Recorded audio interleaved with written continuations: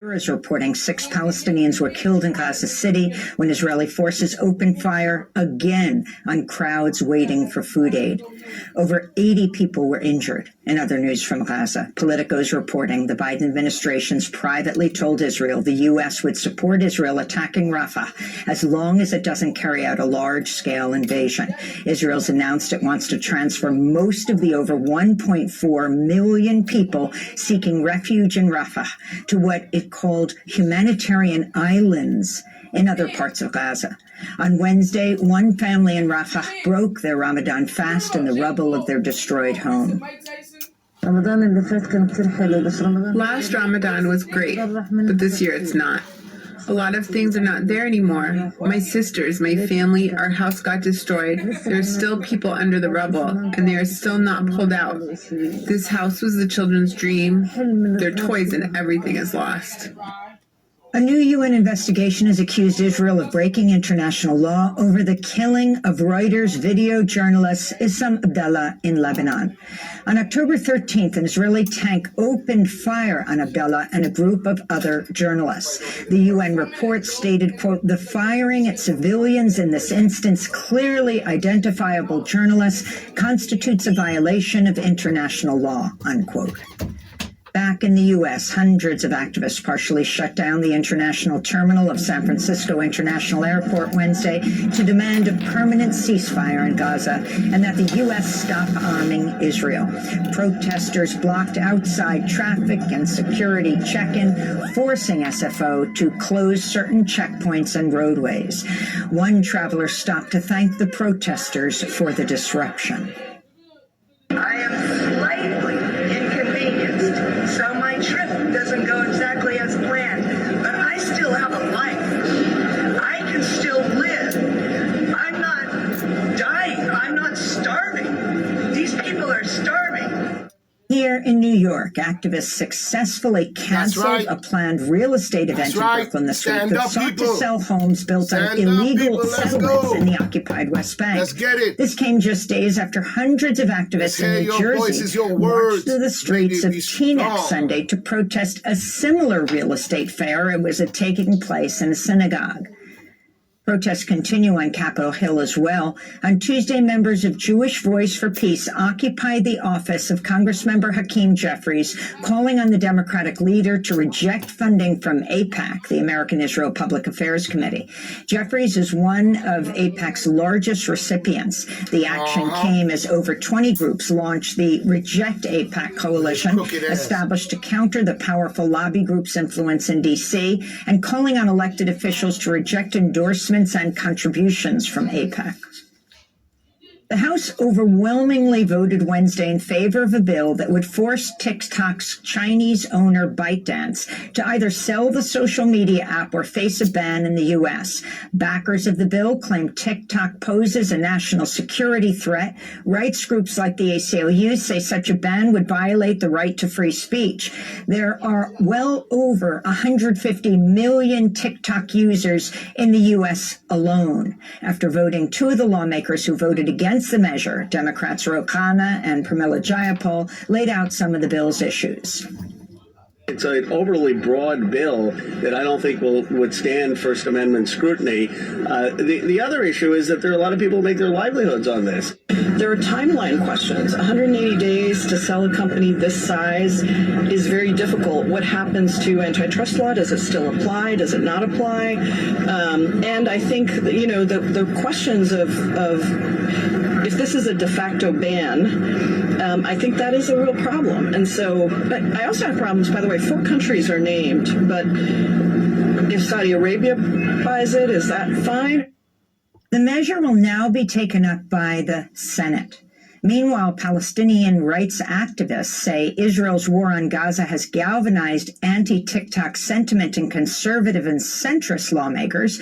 In a leaked post-October 7th audio recording, Jonathan Greenblatt, head of the Anti-Defamation League, can be heard saying, quote, "We have a TikTok problem," unquote, referencing declining public support for Israel among younger people. The progressive group Roots Action also noted that AIPAC is the top donor to Congressman member Mike Gallagher, who authored the TikTok ban bill.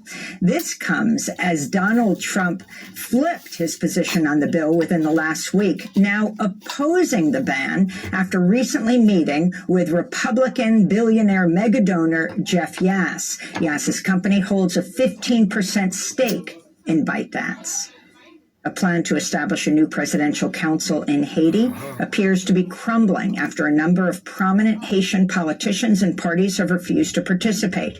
Earlier this week, Caribbean leaders and the United States put forward a plan to establish a 7-person panel to rule Haiti and appoint a new prime minister to replace Ariel Henry, who agreed to resign after facing an armed uprising. In related news, the Biden administration is reportedly considering housing Haitian refugees at Guantanamo Bay if there's an influx of migrants. Meanwhile, Florida Governor Ron DeSantis has deployed soldiers from the National Guard to block Haitians from reaching Florida. The United Nations and aid groups are warning nearly 230,000 children and new mothers in Sudan could die from starvation in the coming months if their nutritional and health needs remain unmet. The humanitarian crisis in Sudan comes as rival military factions continue to fight despite calls for a Ramadan ceasefire. Earlier this week, the Sudanese military regained control of Sudan's national radio and television headquarters, which had been seized by the paramilitary rapid support forces. In Bolivia, nonstop rain in the capital La Paz prompted authorities to declare a state of emergency earlier this week as overflowing rivers destroyed homes and killed at least one person. Nearly 50 people have been killed due to flooding since the rainy season in Bolivia started in January. This is an official from La Paz. In nearly 80 years, we haven't seen such an event with these characteristics, and in this period, we have had too close to each other. Another unusual event was 9 days of continuing rain. There wasn't any minute during these 9 days that the city wasn't rainy. In other climate news, the International Energy Agency warns methane emissions remain at near record highs. The agency said, quote, a 75% cut in methane emissions from fossil fuels by 2030 is imperative to stop the planet from warming to a dangerous level, unquote. The oil industry is the largest producer of methane, and the U.S. is the largest emitter of methane from oil and gas. Here in New York, activists with climate defiance confronted Chevron CEO Mike Wirth on Tuesday as he spoke at an event promoting, quote, the role of engaged men in gender inclusivity. Is responsible for killing thousands of indigenous women and exposing thousands more to cancer and reproductive illness. You are not an ally of women. You are a murderer. Chevron CEO Mike Wirth was forced to leave the event. Federal investigators looked into the Alaska Airlines Boeing 737 MAX door blowout, say their work is being hampered by Boeing's lack of cooperation and major issues with its record keeping. The National Transportation Safety Board said Boeing was not able to provide the name of the employee who worked on the failed door plug and that Boeing overwrote surveillance footage of the plug's reinstallment. Meanwhile, the New York Times reports Boeing failed 33 out of 89 audits conducted by the Federal Aviation Administration on the 737 MAX. The Fifth Circuit Court of Appeals has upheld a Texas law that prevents young people from confidentially accessing birth control from clinics. The court ruled clinics can be required to notify and get consent from parents. Planned Parenthood criticized the ruling, saying it marks a, quote, significant and dangerous departure from decades of precedent that's allowed all young people to confidentially get basic health care like birth control through Title X, unquote. In other reproductive rights news, Vice President Kamala Harris is visiting an abortion clinic in Minnesota today in a show of support for abortion rights. It's the first such public appearance by any president or vice president in history. In Georgia, a judge tossed out 6 of the charges in the wide-ranging election subversion case against Donald Trump and some of his 18 co-defendants. Fulton County Superior Court Judge Scott McAfee said the charges, which relate to Trump pressuring officials into violating election laws, lack detail, but that prosecutors could seek a re-indictment on those counts. This comes as Judge McAfee is expected to announce his decision soon on whether to disqualify Fulton County DA Fani Willis from the case over an alleged improper relationship with a special prosecutor. In Oklahoma, a medical examiner ruled that the non-binary teen, Nex Benedict, died of suicide. 16-year-old Next Benedict's death last month came one day after they were attacked in a girls' bathroom by fellow students at Owasso High School. Benedict's autopsy showed a lethal mix of antihistamines and antidepressants in their system. Next Benedict identified within the two-spirit transgender and gender nonconforming umbrella. And longtime LGBTQ people in the military, which Mixner harshly condemned. He was arrested in a 1993 protest against Clinton's Don't Ask, Don't Tell policy outside the White House. This is David Mixner on Democracy Now!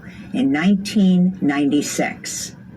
And we've got to get our act together. You know, the Christian Coalition's been organizing. They've been taking over school boards. They've been taking over water boards. They've been taking over taxation boards at the local level. And for years, I think, on the progressive movement and on the left, we have accepted the criteria that they're better than the other guy. And so we have always been put in that position of accepting someone just a little better than someone worse. And I think we shouldn't accept that anymore. And those are some of the headlines. This is Democracy Now!, democracynow.org. Distribution center in Rafah, one of the UN agency's last remaining aid sites in Gaza. The head of UNRWA called the attack a, quote, blatant disregard to international humanitarian law. This comes as much of Gaza is on the brink of famine as Israel continues to limit the amount of aid allowed into the besieged territory. Imagine that. At least 27 Palestinians have died of starvation, including 23 children. But starving the people that was there is reporting 6 Palestinians were killed in Gaza City when Israeli forces opened fire again on crowds waiting for food aid. Over 80 people were injured. In other news from Gaza, Politico reports the Biden administration has privately told Israel that the U.S. would support Israel attacking Rafah as long as it did not carry out a large-scale invasion. Well, we begin today's show looking at how the U.S. media is covering Israel's assault on Gaza with the acclaimed TV broadcaster Mehdi Hasan. In January, he announced he was leaving MSNBC after his shows were canceled. Mehdi was one of the most prominent Muslim voices on American television. In October, the news outlet Semaphore reported MSNBC had reduced the roles of Hasan and two other Muslim broadcasters on the network, Ayman Mouldin and Ali Velshi, following the October 7th Hamas attack on Israel. Then in November, MSNBC announced it was canceling Hasan's show shortly after he conducted this interview with Mark Regev, an advisor to Israeli Prime Minister Benjamin Netanyahu. This is an excerpt.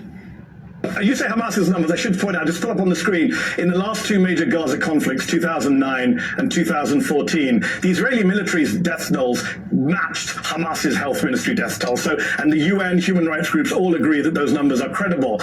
But look, your wider point is true. Can I challenge that? Will you allow me to challenge that, please? Can I just challenge that? I'd like to challenge that. I'll try to be as brief as you are, sir. Those numbers are provided by Hamas. There's no independent verification. And secondly, more importantly, you have no idea how many of them are Hamas terrorists, combatants, and how many are civilians. Hamas would have you believe that they're all civilians, that they're all children. And here we have to say something that isn't said enough. Hamas, until now, we're destroying their military machine, and with that, we're eroding their control. But up until now, they've been in control of the Gaza Strip. And as a result, they control all the images coming out of Gaza. Have you seen one picture of a single dead Hamas terrorist in the fighting in Gaza? Not one. Is that by accident, or is that because Hamas can control...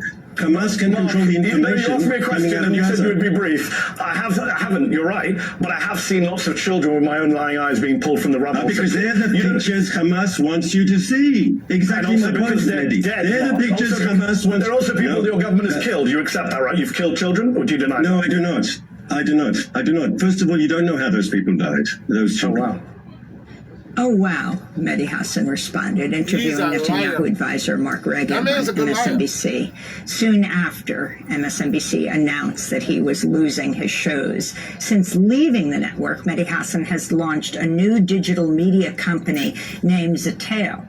Mehdi, welcome back to Democracy Now! It's great to have you with us. I want to start with that interview you did with Regev. After you lost your two shows, soon after, do you think that's the reason those shows were canceled? Yes, of course. Interviews like that? You would have to